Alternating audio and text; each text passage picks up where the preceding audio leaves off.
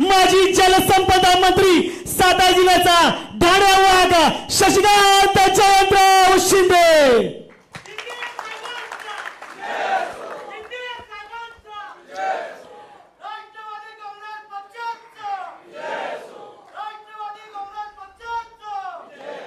महाराष्ट्राचा आराध्य दैवत छत्रपती शिवाजी महाराजांना वंदन करतो।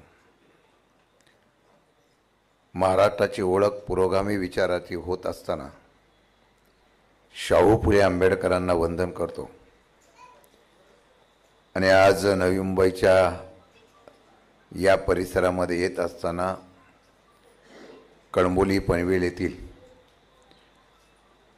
माझ्या राष्ट्रवादी काँग्रेस शरद पवारांच्या पक्षाने महाराष्ट्र प्रदेश राष्ट्रवादी काँग्रेस पक्षाचा अध्यक्ष झाल्याबद्दल एक आपला माणूस अध्यक्ष झाल्याचा आनंद आणि त्याचा सन्मान सोहळा आपण आयोजित केला। या सोहळ्याला उपस्थित असलेले आमचे नेते, माथाडी कामगारांचे नेते, हिंदुस्तान बँकेचे चेअरमन आदरणीय गुलाबराव जगताप साहेब, त्याचबरोबर जिल्ह्याचे अध्यक्ष आणि माझे मित्र सतीशजी पाटील, आमचे लढाऊ अशा प्रकारचा युवकचा नेता महबूबजी शेख, राष्ट्रवादीच्या आमच्या दुसऱ्या नेत्या भावनाताई घाणेकर, प्रमोदजी बागल, सूरदास गोवारी, तुषार पाटील, शीतल मालवे, राजश्री कदम, शाहबाज पटेल, सनीजी फडके, कामराज दांबळे, तुषार सावंत, निखिल येवडे, आदित्य जानोलकर, संपतराव घोडसे, त्याचबरोबर शैलेशजी धुमाळ, स्वप्नीलजी काटकर, रमदानजी शेख, सर्व व्यासपीठावर असलेले मान्यवर, विशेषतः आमच्या युवकाचे आमचे सर्व नेते, सतीशरावपेक्षा त्यांचा चिरंजीव ॲक्टिव्ह दिसतो मला।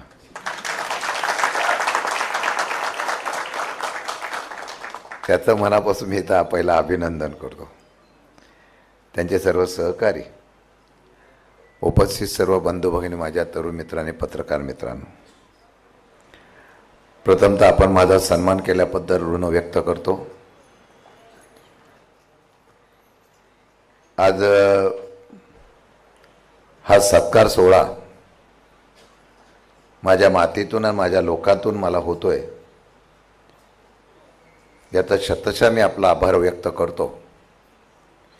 उशीर झाल्याबद्दल दिलगिरी व्यक्त करतो। कळंबोलीचा आणि पनवेलचा माझं जुनं नातं आहे।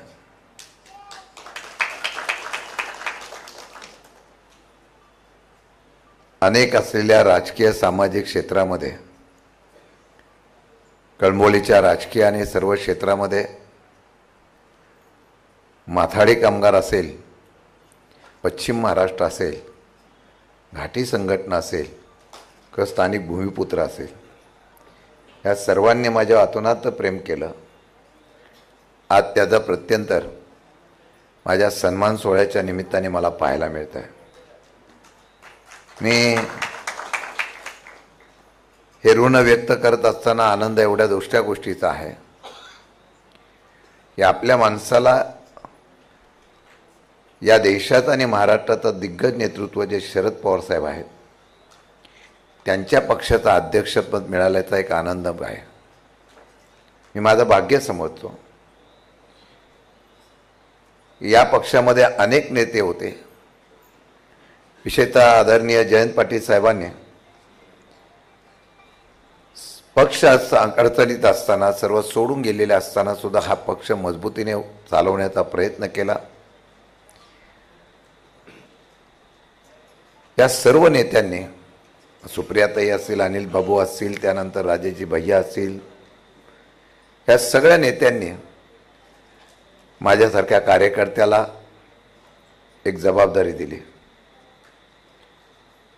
मला पत्रकारांनी विचारलं, काँग्रेसचा अध्यक्ष झाले, भाजपचे अध्यक्ष झाले आणि तुमच्यावर आता पवार साहेबांनी याच संघर्षाच्या काळामध्ये जबाबदारी दिली. तुमचं म्हणणं काय? हे 2 ओळीत सांगितलं की निष्ठेने राहिलो, मंत्री झालो नाही तरी अध्यक्ष झाले ही माझी पोचपावती आहे आणि ही सुरुवात आहे. पवार साहेबांचं असलेलं माथाडी कामगारांनी माझ्यावर असलेलं प्रेम हे निर्विवाद आहे. पक्षाची पडझड झाल्यानंतर अनेक संध्या येत होत्या, परंतु बाप आपण एकालाच मानतो. शरद पवारांनी आम्हाला घडवलं. जगताप साहेब, तुम्ही आणि मी इथं थांबलो, जर आपण दुसरीकडे गेलो असतो तर ह्या कामगारांनी आणि कोणी आपल्याला माफ केलं नसतं. आणि त्यामुळे ज्यांच्यामुळे आमची ओळख झाली त्याचा उल्लेख महबूबजींनी केला, सतीशरावांनी केला. एका माथाडी कामगारांचा मुलगा एकदा नव्हे तर 5 वेळा आमदार झाला, मंत्री झाला आणि आत्ताच्या ह्या अवघड परिस्थितीमधून परीक्षा द्यावी म्हणून अध्यक्षपद झाला. आणि आता हा तुमचा सत्कार जो आहे तो उद्याची लढण्याची जिद्द देणार आहे, संघर्ष करण्याची उमेद देणार आहे. मी ज्यावेळेला अध्यक्ष झालो दुसऱ्या दिवशी सातारा जिल्ह्यामध्ये चव्हाण साहेबांच्या समाधीला नतमस्तक झालो. मला आनंद वाटला की सगळे गेल्यानंतर सुद्धा सामान्य कार्यकर्त्याने जनतेने केलेलं स्वागत आणि तेव्हापासून सुरू झालेलं स्वागत आज कणबोलीमध्ये सुद्धा सामान्य कार्यकर्त्यांचं होतं याचा मला आनंद आहे. शेवटी तुमचं पाठबळ असेल तर आपण इतिहास घडू, तुमची शक्ती असेल तर आपण इतिहास घडू. आणि म्हणून मी सतीशरावांना मनापासून धन्यवाद देतो. त्यांनी परवाच्या दिवशी मी त्यांना बोललो, मी पक्षाला पण सांगितलं, आज मुंबई प्रदेशची बैठक होती, मी सांगितलं संध्याकाळचे 2 वार्ड तरी मी त्या ठिकाणी उमेदवार जिथं उभं राहणार आहे त्याच्याकडे जायचं. आता वेळ कमी आहे आणि इतिहास घडवायचा आहे. आणि तो इतिहास घडवताना मी सतीशरावांना पण सांगितलं, आज माझ्याकडे वेळ आहे, काय करायचं. त्यांनी मला सांगितलं की लगेच या, आपण कणबोलीला कार्यक्रम घेऊ. इथे येण्याचा उद्देश एवढाच होता, सत्काराचा नव्हता. इथे येण्याचा उद्देश माझ्या पक्षाच्या कार्यकर्त्यांनी माझ्या माणसामध्ये ऊर्जा निर्माण करण्याचा होता. आणि आज या संपर्क कार्यालयाचं सुद्धा उद्घाटन झालं.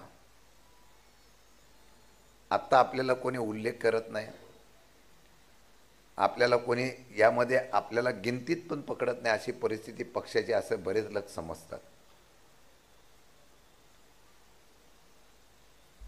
असंच सरकारमधल्या असलेल्या लोकांनी महायुतीने लोकसभेला समजलं. लोकसभेमध्ये इतिहास घडला.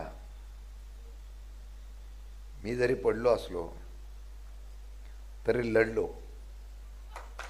आणि लढण्यामध्ये महबूबजी एक इच्छा अशी होती, हे ट्रम्पीट वगैरे आलं नसतं तर मी निवडूनच आलो असतो.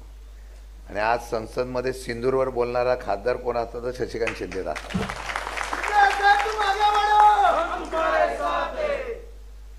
सामान्य कार्यकर्त्याला सुद्धा निवडून देण्याची ताकद ही सातारा जिल्ह्यातल्या लोकांनी, सामान्य लोकांनी दाखवली होती. पण एक आहे, याच इथल्या लोकांनी त्यावेळेला सुद्धा माझ्या प्रचारासाठी गावागावामध्ये जाण्याचा निर्णय घेतला. हे भाग्य आहे की आपली माणसं आपल्या लोकांसाठी एवढं प्रेम करतात, हे सहसा कोणाला मिळत नसतं. आता ते भाग्य आमच्यासारख्या कार्यकर्त्याला मिळालेलं आहे. राजकारणामध्ये माणूस मोठा होतो, पद मिळतो, अधिकार मिळतो, पण त्या पदाचा अधिकाराचा उपयोग जर सामान्य लोकांनी आपल्या लोकांसाठी केला तर तो खरा नेता होत असतो. आणि मला माहिती आहे, जेव्हा एखादा व्यक्ती मोठा होत असतो त्याला अभिमन्यूसारखा घेरण्याचा सुद्धा प्रयत्न होत असतो. परंतु ज्यावेळेला तुमच्या सर्वांची शक्ती मागे असेल ना, तर हा चक्रव्यूह सुद्धा फोडण्यासाठी आपण यशस्वी होऊ. मी आज तुम्हाला ग्वाही देतो, या सत्कारातून स्फूर्ती घेऊन, जेवढे सत्कार झाले त्यातून स्फूर्ती देऊन जबाबदारीची जाणीव मला झालेली आहे. आणि जाणीव अशी आहे, एक दिवस असा यावा, नव्हे तर मी तो आणण्याचा प्रयत्नच करणार, की महाराष्ट्रामध्ये परत शरद विचारांचं राज्य यावं एवढ्यासाठी 100% प्रयत्न करेल. हा विचार या ठिकाणी मी देतो आपल्याला. आता हे कसं करायचं हे आव्हान आहे. पक्ष फुटले नाही तर फोडले, हे बसलेत, त्यांना सत्तेची मस्ती आहे. मी एका टीव्हीच्या चॅनलला मुलाखत देताना सांगितलं, पूर्वी निर्णय हे विचाराच्या लढाईचे व्हायचे. विरोधक आक्रमक असायचा सरकारच्या त्रुटीवर बोलण्यासाठी, आणि त्याच्यावर निवडणुका होतात. आता निवडणुका बदलल्या. निवडणूक कशी जिंकायची ही नवीन आधुनिक टेक्निक भाजपने आणलेली आहे. कधी ईव्हीएम मशीनने आणली, कधी मतदार वाढवण्यामुळे आणली, आणि आपण सत्तेतच राहिलं पाहिजे. कदाचित 2029ला मला परत सत्तेत येण्यासाठी हे भाजपची मंडळी मतदारसंघामध्ये पुनर्रचनासुद्धा करतील. लाडकी बहीण योजना मागच्या वेळा आणली, आणि या एका योजनेने सत्तेत आली, परंतु उद्या अजून कुठली तरी योजना येतील आणि मी सत्तेत आलो पाहिजे अशा प्रकारची समीकरणं करते. आमच्या बऱ्याच बहिणी बसलेल्या आहेत. महाराष्ट्रामध्ये निर्णय झाला, हा महाराष्ट्र विकासाला आदर्श देणारा महाराष्ट्र. या राज्यामध्ये पहिल्या प्रथम राज्याच्या तिजोरीतून निवडणूक जिंकण्यासाठी या ठिकाणच्या अशा प्रकारच्या योजना आणल्या गेल्या. त्यावेळेला या योजना आणताना 2023ला एक आदेश निघाला. तो आदेश बाजूला ठेवला आणि सरसकट ज्यांनी अर्ज केले त्यांना त्या ठिकाणी लाडक्या बहिणीच्या योजनेचा लाभ दिला. आश्चर्य एवढंच आहे की त्या लाडक्या बहिणीमध्ये आता पुरुष सुद्धा शिरले. 16,000 पुरुषांनी 20 कोटी रुपये लाभ घेतला. 50% आरक्षण आम्ही महिलांना देतो, तिथं पण यांची घुसखोरी सुरू झाली. एवढ्यामध्ये कमी झालं का काय? आता निकष लावायला सुरुवात केली गेली. ज्या बहिणींना लाभ मिळण्यासाठी ते पात्र नाहीत ते हळूहळू कमी करण्यात आले. जरा तरी लाज या सरकारला पाहिजे नव्हती. विधिमंडळामध्ये आम्ही आवाज उठवला. यांनी काही पक्षाचे पैसे दिले नव्हते, पैसे सरकारच्या तिजोरीतून दिले. आज 3,500 कोटी दर महिन्याला द्यावे लागतात, आणि 3,500 कोटीचे 12 महिन्यामध्ये किती होतात? 40,000 कोटी. वर्षाचं बजेट 1.5 लाख कोटी. महाराष्ट्रावर कर्ज 8.5 लाख कोटी. काही महिन्यांनी 10.5 लाख कोटी. म्हणजे प्रत्येक आमच्या भगिनीवर माणसावर 36,000 रुपयाचं कर्ज करून टाकलेलं आहे. ही महाराष्ट्राची अशी ओळख नव्हती हो. चव्हाण साहेबांचा महाराष्ट्र, दिव्या पाटलांचा महाराष्ट्र एक वेळ असा होता की तो देशाला दिशा दाखवत होता. पण मध्य प्रदेशची योजना आणून आम्ही निवडणूक जिंकल्या पाहिजे हे लोकसभेच्या पराभवानंतर ज्यांनी केलं, आता ही सवय झाली. आम्ही विचार करतो की मिळतंय ना, पण तुम्हाला देतात ते तुमचं नाही, ते तुमचेच पैसे तुम्हाला देत आहे. याचा विचार आम्ही कधी केलाच नाही. आणि आम्ही सांगायला कमी पडलो. की आज 3 महिन्याच्या बजेटच्या अधिवेशनानंतर लगेच 56,000 कोटीचं सप्लिमेंटरी बजेट आलं. मी परवाच्या दिवशी बघितलं, खारघरमध्ये दारूबंदी व्हावी म्हणून मोठं आंदोलन सुरू आहे महिला भगिनींचं. आमच्या महिला भगिनी बोलतात दारूबंदी झाली पाहिजे. सरकार बोलतंय दारूबंदी नाही करणार, उलट दारूची दुकानं वाढवून देणार. का? तर उत्पन्न कमी झालंय. कोणाच्या खिशातून काढणार आहात? आमच्याच घरातल्या असलेल्या पिढीला बर्बाद करून तो उत्पन्न काढण्याचं बघताय. आणि याला कमी पडतं का काय? सतीश रावांनी सांगितलं सगळ्या खात्यामध्ये लुटालूट चालू आहे. काय आमची परिस्थिती? माथाडी कामगारांचा त्याचा उल्लेख केला गुराळवरने. आणि मला अभिमान आहे, एक नेता आहे ज्यांनी कळंबोलीमध्ये माझ्या माथाडी कामगारांचं अस्तित्व टिकवण्यासाठी रात्र कष्ट केलेले आहे. चांगली बँक चालवली.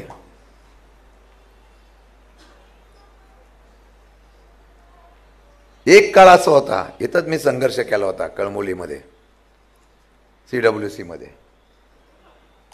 स्टील अथॉरिटी, अनेक कंपन्या. या कंपनीमध्ये काही लोक घुसखोरी केली. जसे महायुतीचे लोक सांगतात आम्ही तुम्हाला सूर्य देतो, चंद्र देतो, तर इथं काही माथाडी लोकांनी सांगितलं काय काळजी करू नका, तुम्हाला मी चंद्र नाही सूर्य पण आणून देतो. माणसं आमची भाबडी आहे. तो त्या भाबड्या माणसांचा गैरफायदा घेऊन स्वतःचा स्वार्थ साधणारी टोळी उभी राहिली. आणि मला वाटतं ही घरं मिळाली ती पवार साहेबांनी माथाडी कामगारांना दिली. काय विषय आहे? मी आज सत्काराला आता उद्या मी 31 तारखेला पहिला मोर्चा, माझ्या अध्यक्षपदाचा पहिला मोर्चा हा नवी मुंबई महानगरपालिकेवर आणि सिडकोवर काढतोय. नुसतं पद घेण्यापेक्षा आता लोकांना जाणीव आणि जागृती करणं गरजेचं आहे. लोकांना कळलं पाहिजे ना आपल्याला हे कसे लुटतायत ते. मोर्चा आम्ही कशासाठी काढतोय? त्या आमच्या कामगारांना, आमच्या इथल्या स्थानिक भूमिपुत्रांनी गरजेपोटी बांधलेली घरं आता कोर्टाचा आदेश आहे म्हणून पाडायला पाहिजे, अशा प्रकारची सूचना सरसकट सगळीकडे देण्याला सुरुवात झालेली आहे. कोण पैसेवाला आहे? बँकेतून पतपेढीतून कर्ज काढलं, पगारातून भागत नाही, मग आपला कुठेतरी वरती भाडे करू ठेवला तर तेवढेच उत्पन्न होईल म्हणून आपण सगळ्यांनी घरी बांधली. त्यांना नोटीस आता द्यायला सुरुवात केली.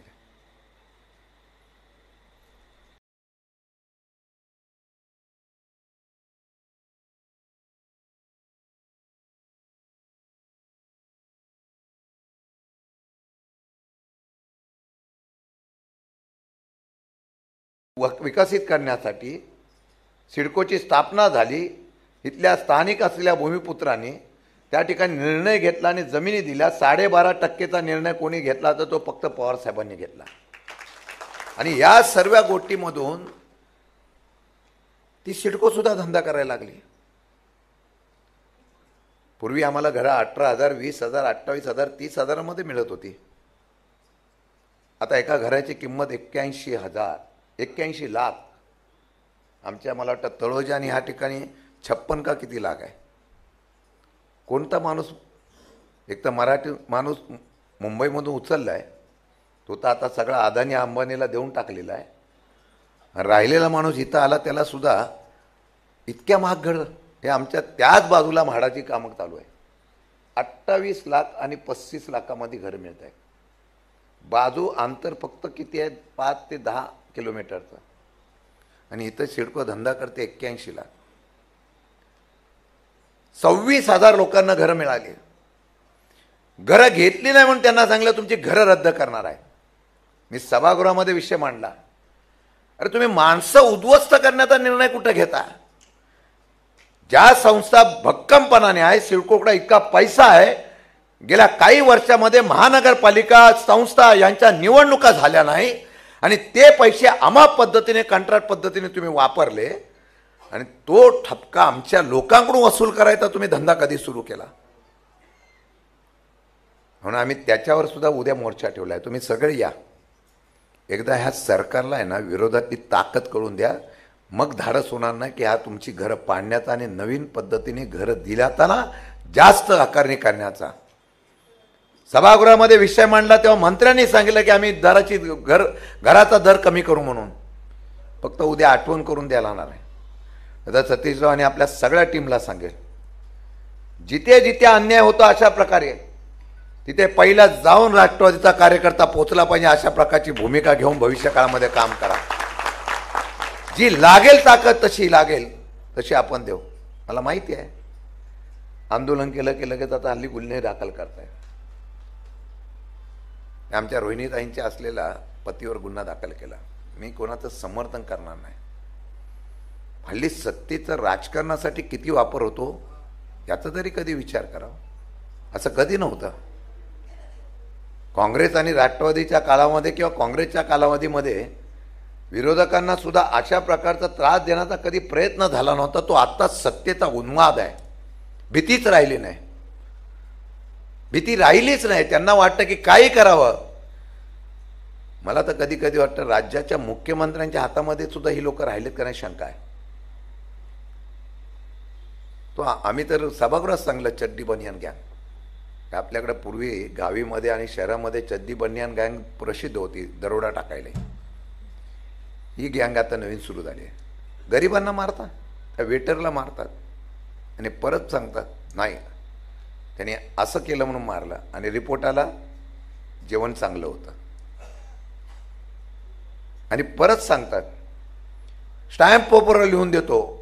माझ्याची कोण फ्रीस्टाईल करत असेल तर 100 रुपये देत स्टॅम्पवर लिहून देतो आणि माझ्याची फ्रीस्टाईल करावे. किती मस्ती आहे हो, किती मस्ती आहे. विधिमंडळाच्या बाहेर मारामारी केली जाते. त्या सभागृहामध्ये, त्या सभागृहाचा दर्जा आहे त्या सभागृहामध्ये मारामारी केली जाते. हा कधी तुम्ही विचार करणार आहे का नाही. बिंदास भ्रष्टाचार केला जातो, बिंदास. आणि परत पैसे मिळाले बॅगेमधून तरी मंत्री दुसऱ्या दिवशी सांगतात जर खात्याला पैसे लागले तर मला सांगा मी देतो. हे तुमच्यावर आता घर घ्यायला जातात ना कधी. आपल्या तर घरं कमी आहे. आमच्या माता भगिनीला वाटलं, त्यांच्या कुटुंबाला वाटलं तर मुलं माझी मोठी झाली आता घरं घेतली पाहिजे. अजून तुम्हाला सत्य सांगतो, पूर्वी ही घरं तुम्हाला ज्या किमतीत मिळत होती त्याची किंमत आता दुप्पट झालेली आहे.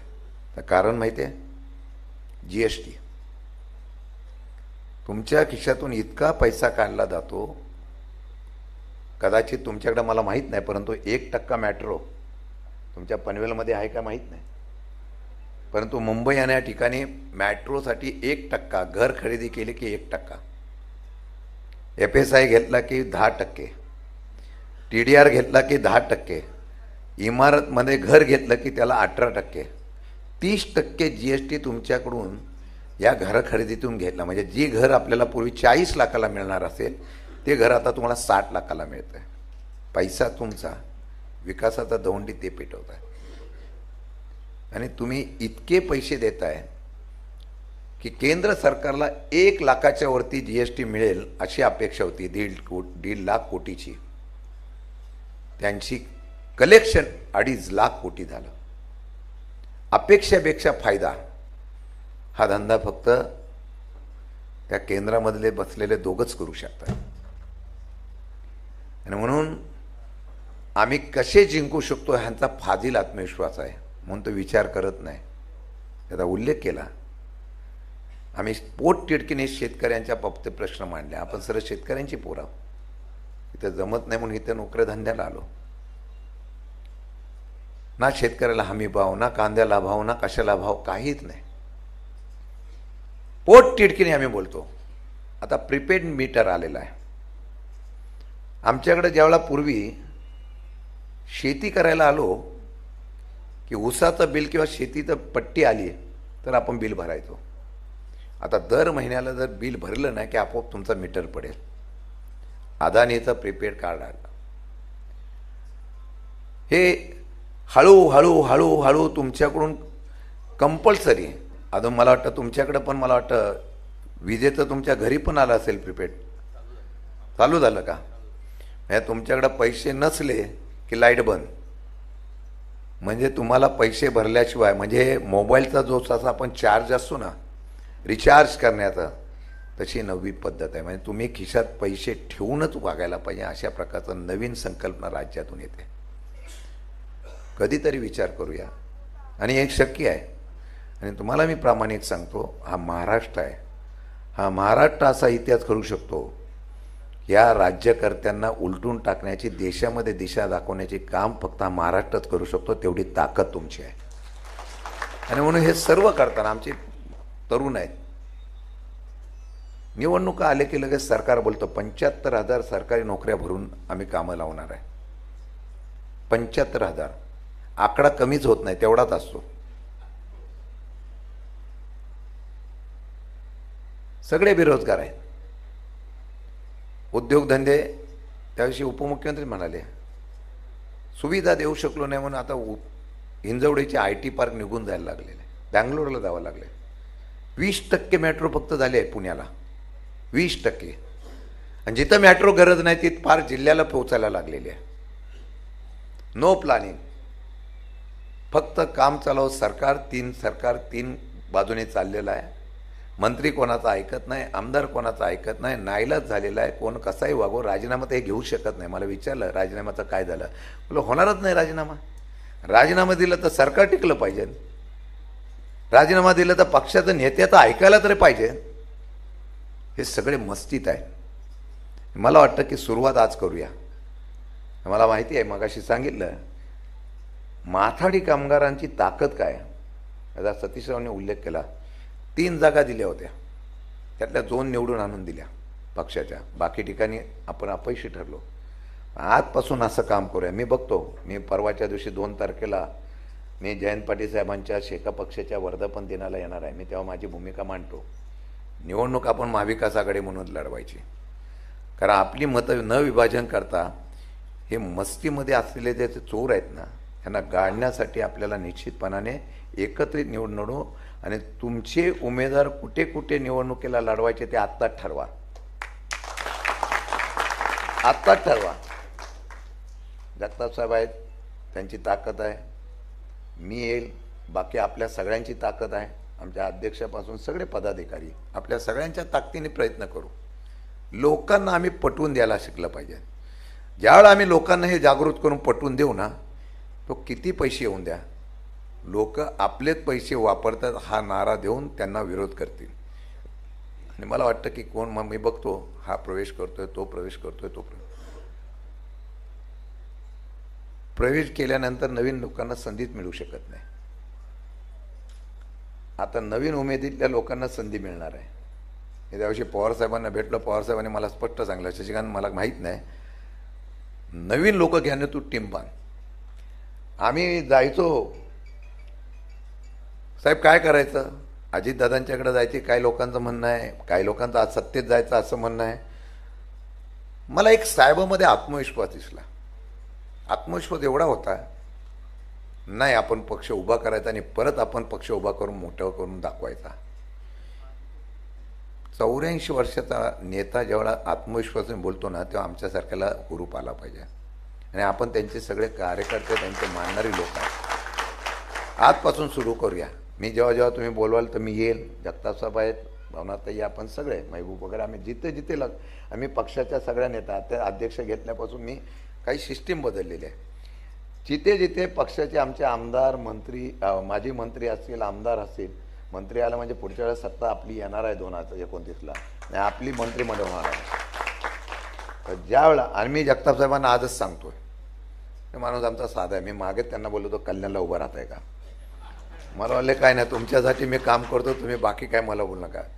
जगताप साहेब, सरकार ज्यावेळेला येईल त्यावेळेला पहिला तुमचा बहुमान ठेवायची जबाबदारी माझी असेल.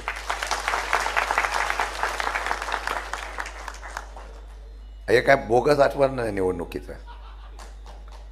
प्रामाणिक कार्यकर्त्यांनी येत आहे, अपेक्षा काय नाही, पण कार्यकर्त्यांची अपेक्षा असते ना. संपत बरोबर का नाही. माणूस मोठा व्हायला पाहिजे. तिकीट वाटायची मला अधिकार दिलेला आहे. ते बोलले मला इथून उभं राहायचं तर लगेच तिकीट आजच जाहीर करून टाकतो. इथं म्हणजे इथं नाही, सतीशराव ते कुठं म्हणतील, कल्याण डोंबिवलीला त्यांचा बालेकिल्ला आहे, तिथं पण म्हटलं तरी करू. आता आम्हाला लढणाऱ्या कार्यकर्त्यांची गरज आहे. लढणाऱ्या कार्यकर्त्यांची गरज असल्यामुळे मला वाटतं ह्या जोमाने काम करू. इतिहास 100% घडेल. आणि मला माहिती सांगितलं, एक पहिली बैठक मी इथं, जगताप साहेब आहेत, सिडकोचे प्रश्न आहेत, आपल्या माथाडीच्या प्रश्नात मी कामगार मंत्र्यांना बैठक लावायला सांगितलेलं आहे. मी बैठक 100% लावून घेतो. तुमच्याबरोबर आम्ही दोघं आहोत. मला इथं ट्रान्सपोर्टवाल्यांचं लक्ष घालायचं आहे. कुठली कामं असून द्या मला बोलवत जा. काही लोक उगीच ट्रान्सपोर्टच्या बाबतीमध्ये हे करून दमबाजी करतात. मग तुम्हाला काम करून देणार नाही, ट्रान्सपोर्ट लावून देणार नाही. मी पण बघतो कसं लावून देत नाही ते. तुम्ही पुढची बैठक मी ट्रान्सपोर्टची घेतो. जो ट्रान्सपोर्टवाला कंपनी बोलली तुमची गाडी लावणार नाही, त्या कंपनीकडे शशिकांत शिंदे मग मी माझ्या पद्धतीने बघेन. कसला दबाव? आम्ही लोक कष्ट करून 1-2 गाड्या घ्यायचा कर्जातून. तू आला नाही तर तुझ्याकडे बघतो, बघू काय करायचं ते. मी पण इथं जन्मलेलो आहे. आपण नादाला लागत नाही, लागलो तर सोडत नाही. त्यामुळे माझं एकच म्हणणं आहे की पुढची बैठक आपण घेऊ. त्यावेळेला आपली ट्रान्सपोर्टची असलेली लोक आहेत, त्यांना काम मिळालं पाहिजे. तुम्ही जिथं सांगाल, GMPTला जायचं सांगा, आम्ही भवनात येऊ. तिकडं कुठं कंपन्या सांगायचं तिथं येऊ. आपल्या गाड्या लागल्या पाहिजे, लागल्या. पार्किंगचा पण विषय इथं बराच आहे. मला वाटलं माझ्या APMC मध्ये पार्किंगचा विषय आहे. इकडे पण आहे. पार्किंगला सांगतात इथे पार्किंग करायची असेल तर तू आला तरच पार्किंग देईल. तुम्ही फक्त पार्किंगची जागा मला सांगा, मी तिथं येतो आणि तुमची गाडी लावून दाखवतो. हे काय कोणाच्या मालकीची नाही तिथं. त्यामुळे आपण समजण्यात लोक इशारा काफी आहे. माझ्या कार्यकर्त्यांना, माझ्या लोकांना ताकद द्यायची जबाबदारी माझी असेल. आपण आजपासून सुरू करायचं. फार तुम्ही संपर्क कार्यालय चालू केलेलं आहे, एवढ्या जिद्दीने करूया ज्याचा उल्लेख महबूबने केला. पनवेलच्या नगरपालिकेचे, महानगरपालिकेचे निर्णय घेताना राष्ट्रवादीच्या नगरसेवकांशिवाय निर्णय होणार नाही. एवढं काम करण्याचं काम करा. मी शब्द देतो अध्यक्ष म्हणून, मी राहायला सुद्धा नवी मुंबईलाच आहे. मी शब्द देतो तुम्हाला, ज्या वेळेला मला तुम्ही बोलवाल, आमच्या माता भगिनींच्यासाठी, माझ्या लोकांसाठी आणि तुमच्यासाठी ज्या वेळेला बोलवाल, त्यावेळेला हा शशिकांत शिंदे तुमच्यासाठी हजर असेल. हा शब्द देतो.